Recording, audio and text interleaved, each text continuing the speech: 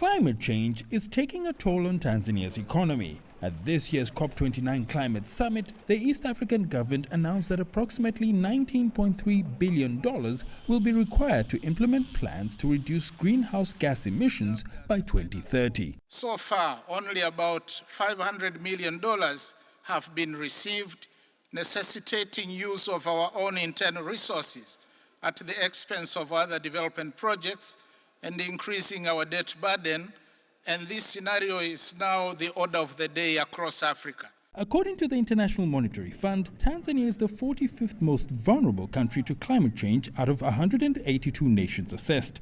However, data from the Organization for Economic Cooperation and Development reveals that while climate finance to Africa grew by about 24% annually between 2011 and 2021, its distribution among African sub-regions has been uneven. Tanzania's government argues that Africa, despite contributing the least to greenhouse gas emissions that cause climate change, has received minimal funding from high-emitting developed nations to address the issue. As a result, it believes the only way out lies in seeking homegrown solutions to tackle the crisis.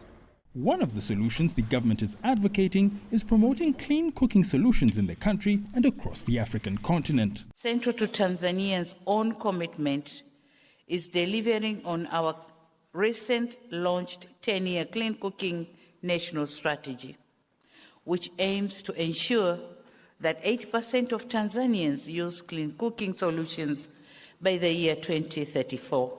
Analysts propose that Tanzania could leverage carbon markets to fund its climate initiatives, but the government contends these markets are still underdeveloped, denying African nations fair compensation. With the fight against climate change intensifying, locally driven solutions seem to be the most viable path to sustainable development, at least for now. Isaac Lukando, CGTN, Dar es Salaam.